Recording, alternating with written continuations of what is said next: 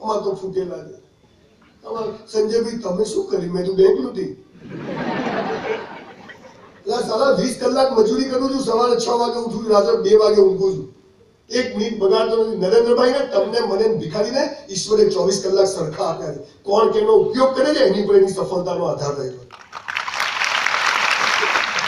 આપણે લાખો રૂપિયાના હિસાબો છોકરાઓને હિસાબો શીખવા અને દીકરા દીકરીને ડાયરી લખવાનું શીખવાડો અને એને કહો કે તારા 24 કલાકનું તે કર્યું શું? રોજ 4-5 કલાક ખોવાઈ જાય છે. લખ્યો ગયા આજે 100 રૂપિયા ખોવાઈ જાય ને કે 1 લાખ પડી જાય તો સાહેબ કાલ તમે કમાઈ લેશો, પણ આજે જે 2 કલાક ગયા ને એ આવતીકાલે પાછા આવે. તો પૈસા મહત્વના છે કે સમય મહત્વનો? સમયની આપણે કિંમત કરતા નથી ને, એટલે સમય આપણી કિંમત કરતો નથી સાહેબ. આ સૌથી પાયાની ભૂલ આપણે કરીએ.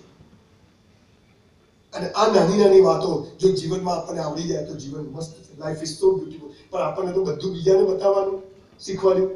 તમે જુઓ, તમે બધા ફંક્શનમાં આવતા હતા, આ કપડાં પહેરું, ના આ તો કાલ પહેર્યો હતો. ઘડિયાળ બધું લગ્નમાં જાય તો નવી સાડી, નવો ડ્રેસ, પપ્પા હોય તો નવો સૂટ. કેવું લાગે છે? બધું આખું કાર્ટૂન જેવું ફેમિલી તૈયાર થાય.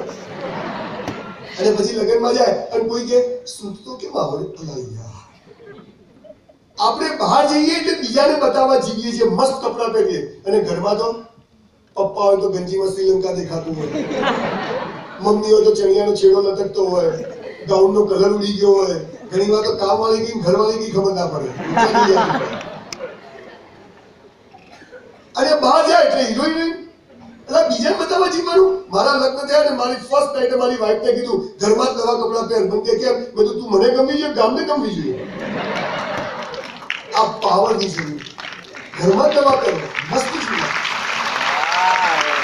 બહાર જાય એટલે ચૂડા જેવા હોય. આ તો સત્યની ઘરે આવે બોલી જતા આવો સાહેબ